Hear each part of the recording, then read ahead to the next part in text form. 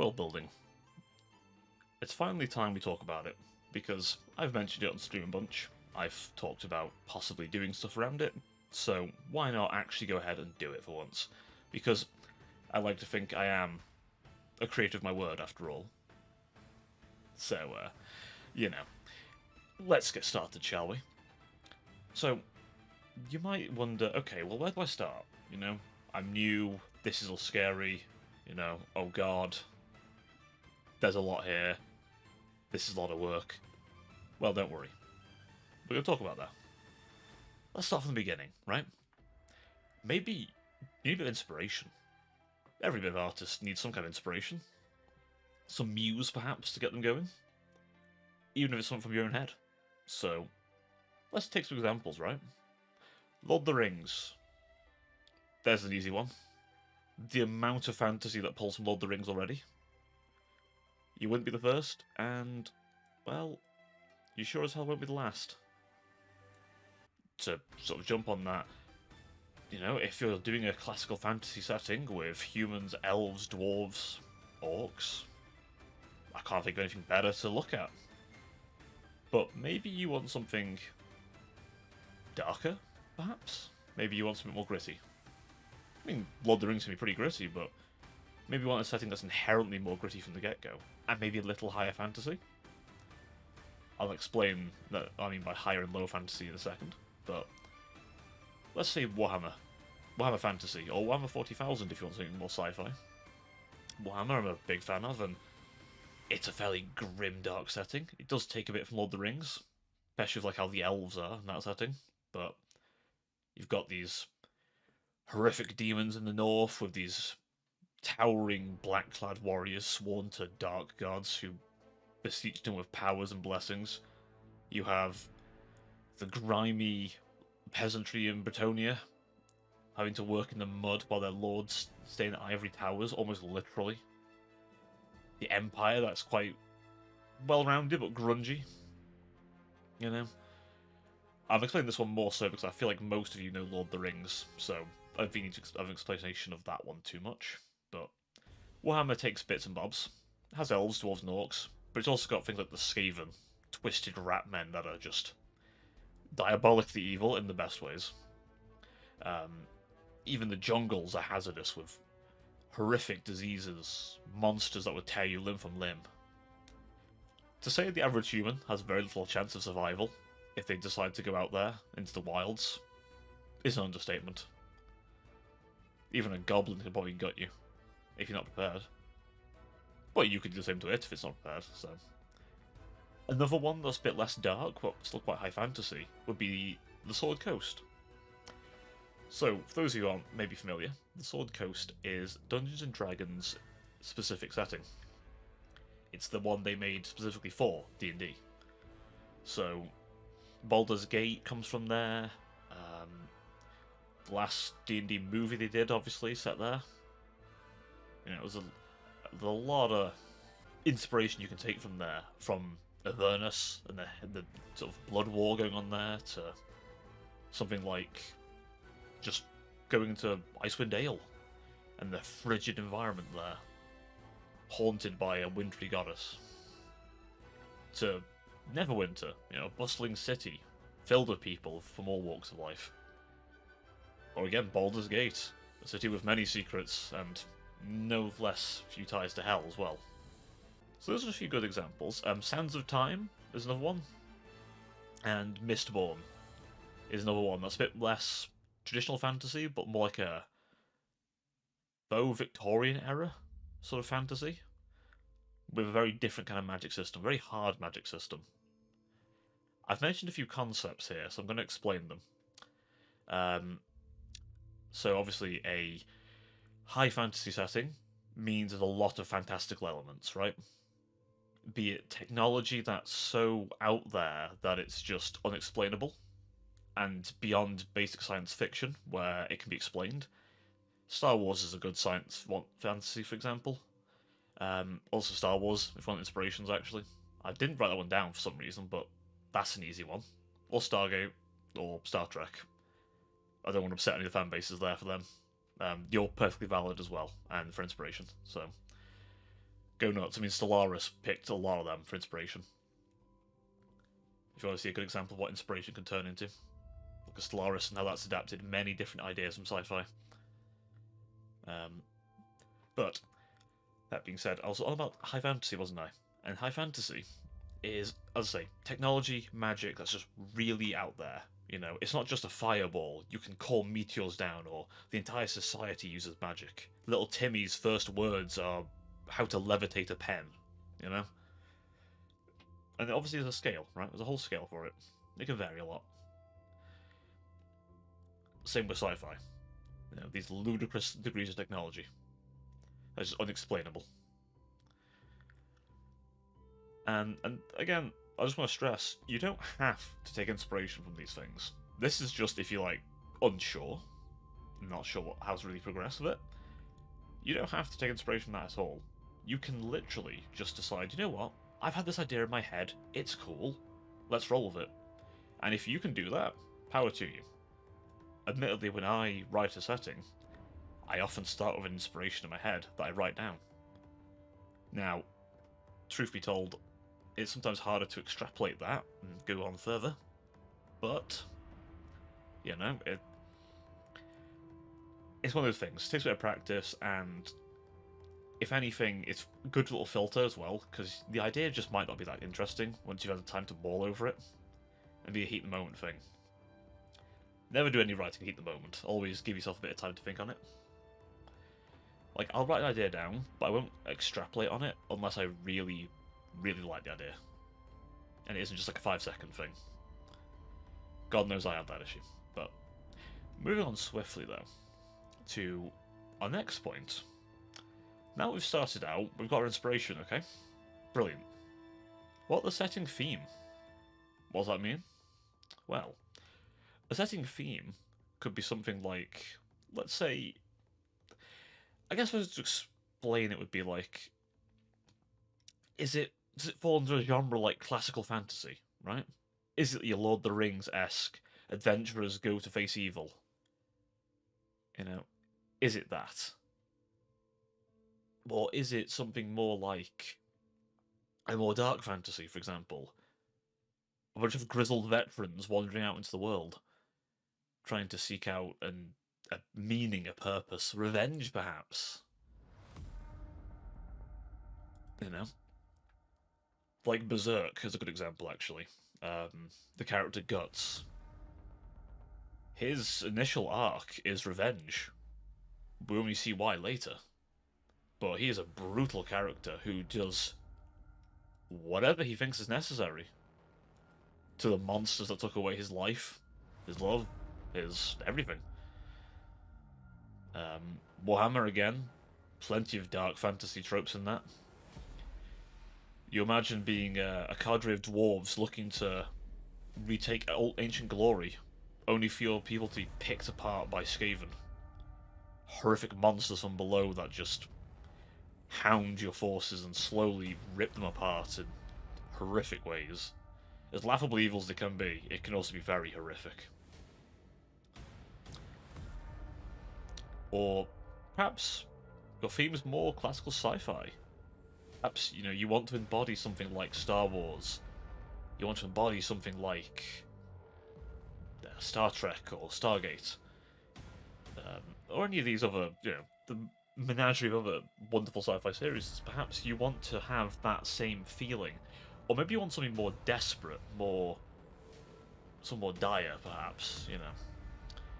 You want to have something more like Mass Effect 3, for example, where there's an impending doom coming, or has come now, and you have to try and survive that. Perhaps you want something, as I say, like any of those, or maybe you want something more different. Maybe your setting's more cyberpunk, you know? It's a very broad genre, that one. Or maybe a different kind of punk, steampunk, diesel punk, that kind of thing. Maybe you want all that. And, you know, that theme, that kind of, will help sort of guide you through the rest in a way. Want classical fantasy? Okay, you have a lot of wizards in robes, elves in ornate armor, dwarves in with gold and runes perhaps forged into their armors. You want dark fantasy. You want these grungy, grimy streets, people in sort of dishevelled housing. Perhaps you want orcs to be this brutal, grim thing. Perhaps, you know, you want demonic creatures literally birthing themselves from pools of blood. You know? All these sort of things will help guide how the theme of it all fits together. Which leads me on nicely to my next point, actually. The feel. A lot of this crosses over the theme, but I wanted to separate them. And the reason I wanted to separate them was simple. For me, a world's theme is important. A world's, I guess, theme and feel, they help not just guide you, but also guide the person interacting with your setting. Be it a reader, be it your players on a TTRPG, be it, you know, and maybe an audio drama. Maybe you're writing a series, maybe you're actually able to produce a TV series or a movie, right? Maybe you're in that position. I'm not sure what you're doing here if you're in that kind of credentialed position, but hey, maybe this video helps you. But looking at the feel of it, right? The feel might be something like, oh, is the world very dark and depressing? Right? Is it very... are the people very drained, very, you know, is it very, like, macabre? Or is it hopeful? Is there an age of discovery? Is there peace in the world right now? Is there this sort of hopefulness that everyone feels, you know? Like, you know, big events are happening. For example, when we landed someone on the moon, I say we, when the Americans did it, you know? But it's a pretty big achievement for everyone in humanity, right? That was. Be able to land on the moon. Are events like that going on right now? You know, has someone made this wonderful discovery? Have they just cured a disease that they thought incurable? That was affecting millions? Or are we in the midst of a war right now? That's tearing people apart, and families are widows left and right. You know, is it post-war? You know, are we doing the aftermath? All these can be very interesting and concerning, and you know, very useful for you to get that feel across. Should your reader feel concerned? Should your players feel hopeful? But how they should feel is quite important. So, don't forget that. How they feel is important and very, very much matters. Now, obviously,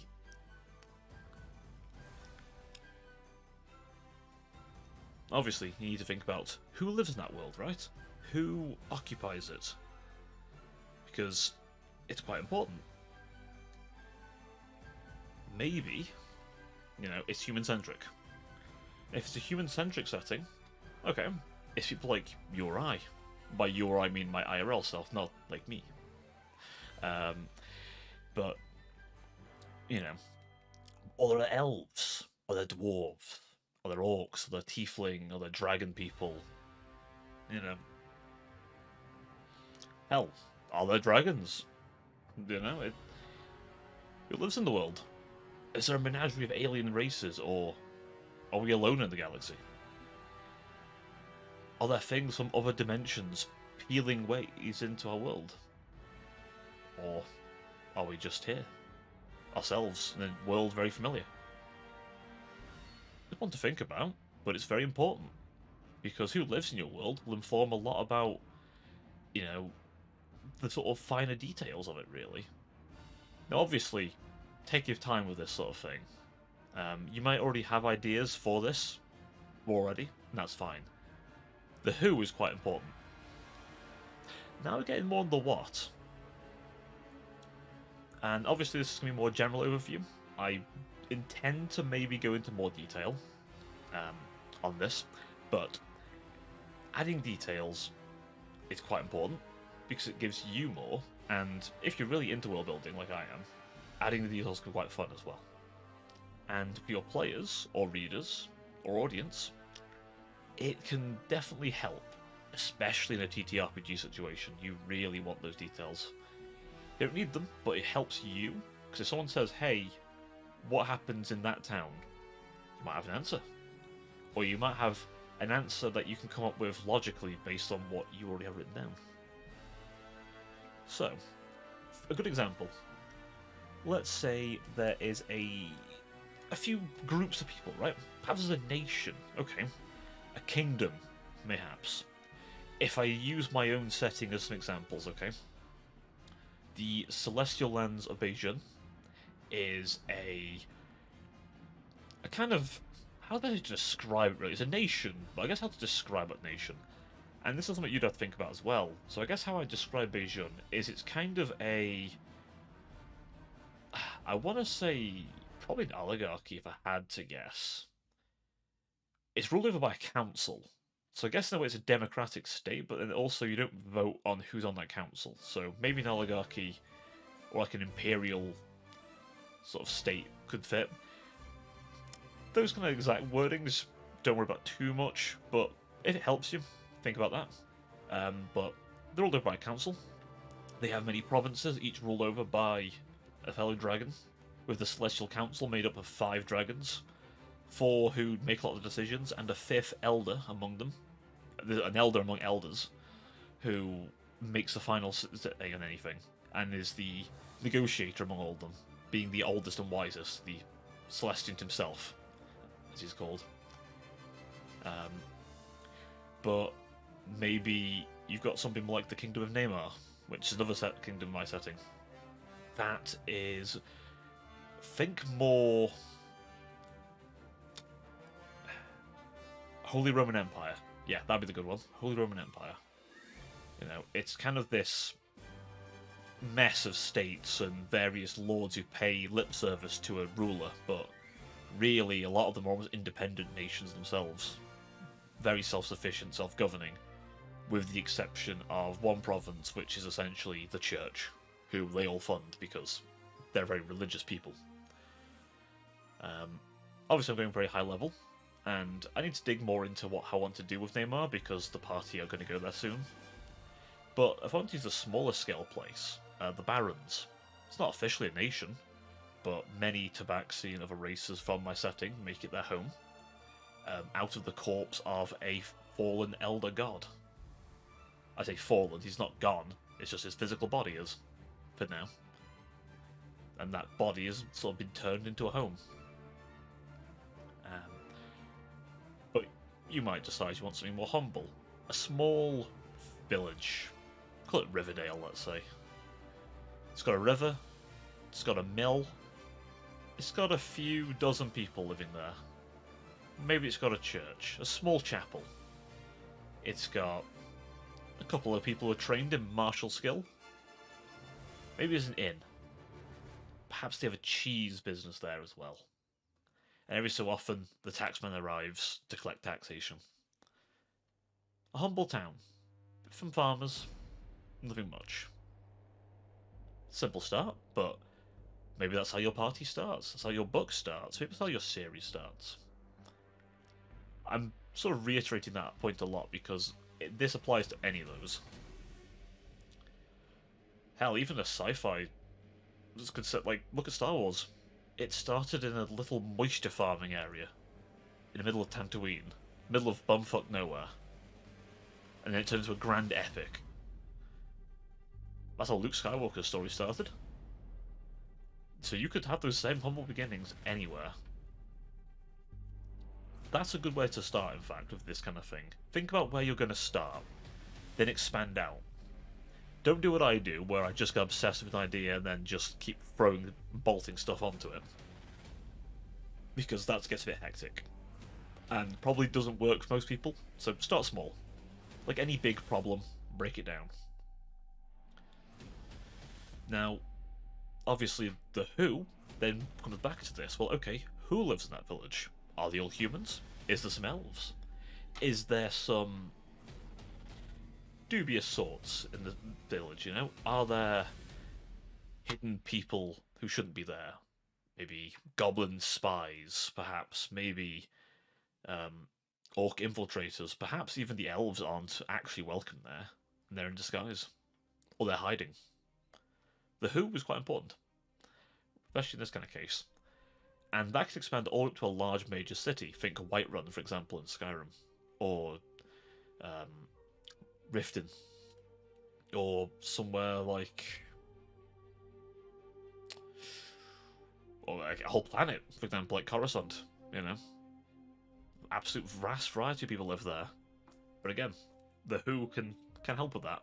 Although at a scale like Coruscant, a Echimenopolis-like planet, that might not come up as much. But maybe it does. Maybe you'll go that much detail. And you know what? If you have the time, power to you. I don't quite have that much time on my hands to go for an entire planet like that, but you can.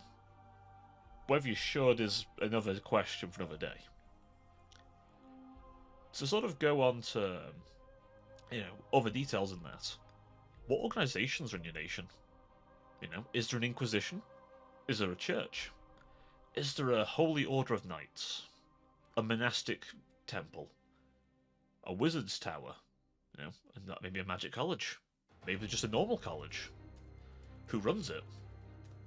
You can go into that much detail. I actually did for the city of Hitara, the place my party are going to. So I have a rough idea of who runs what, which noble houses are tied into it, which churches are tied into what holy orders exist there, what knightly orders exist there, who runs the city, who's trying to run the city. Yeah, but again, go into as much detail as you think is necessary, and don't stress about it too much. It's supposed to be fun at the end of the day, so don't get too worried. Now, the next big thing to mention, is there a major conflict? Or will there be one? You might ask me, major conflict? Well, to use Hitara as an example, a gentleman who's known as the Wolf, or the Old Wolf, should I say, is trying to retake the city, as he used to be the old governor.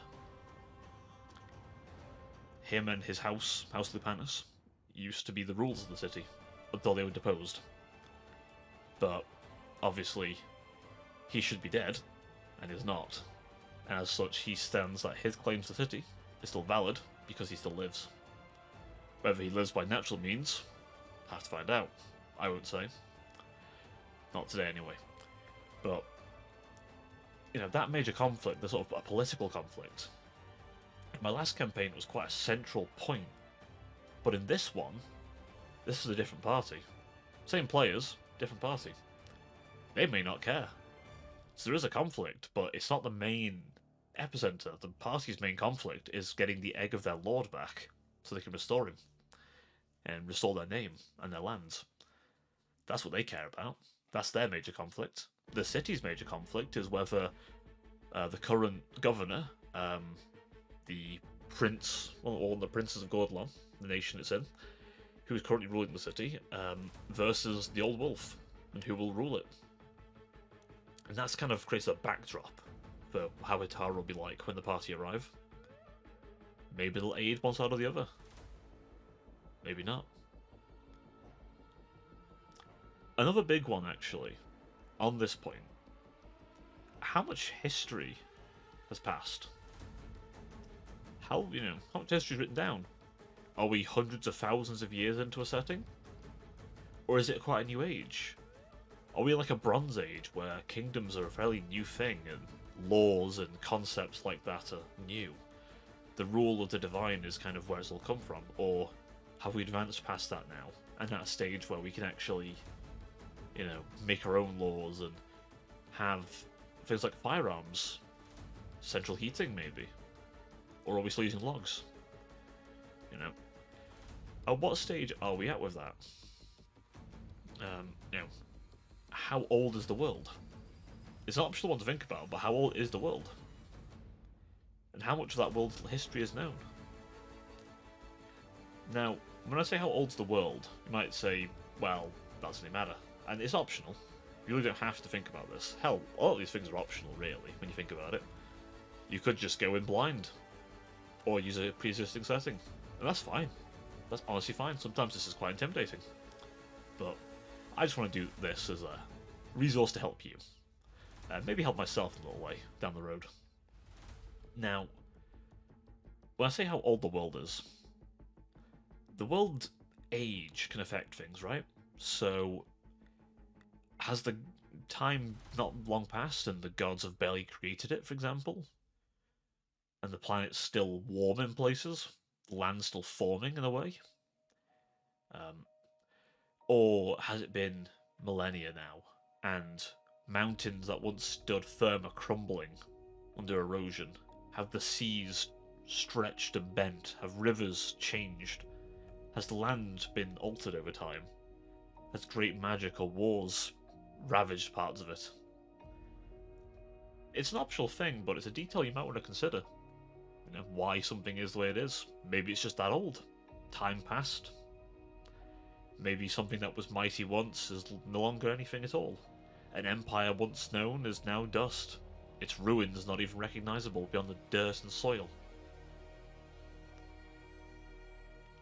Now, one last bit of this to think about as well, actually, and it ties right back into how high or low fantasy something is. What kind of magic or technology exists? In my own setting, firearms are becoming an in thing, especially in the far west, whereas in the east, alchemy and magic is far more prominent, being as their draconic rules are very magical, whereas in the west, it's more about technology, because magic is potent and powerful, yes, but the time it takes to learn it means that many mages just aren't as helpful against the monsters that bash on their gates compared to a firearm. Teach a man how to aim it, fire it, reload it, maintain it, not as long as it takes to teach a man to be a mage. As such, it's honestly quite varying in my setting, depending on where you are. But for your setting, maybe everyone uses guns. Maybe there are conquistadors going around taking new lands because of the fact they have guns. Or maybe technology's stagnated because people rely on magic. It sounds daft, but think about it. Why would you bother inventing transportation if you can teleport? Why would you need a car? You wouldn't. Why would you invest in upgrading your troops when you can summon a demonic host? Or maybe use necromancy to raise up an entire legion of the dead? Hell, maybe those dead men use guns. It's a thing you can think about. But I think that will end off our first video on world building. This is a bit of a stream of consciousness video, I must admit. I have some notes, but I've not got a true script. Consider this an experimentation, and I'd like to do some more of these, as I think it would help me a little bit down the road, and maybe help you. And if it has helped you, then please don't forget to drop a like, and maybe subscribe. More videos like this and my retellings are being done over the weeks, so if any of that interests you, then please let me know. And if there's anything else about world building, or maybe anything like to do with settings that might interest you, then please don't hesitate to comment down below and let me know what you're thinking about it. But with all that being said, I'd like to thank you all very much for watching, and I will see you all next time. Till then, ta-ta for now.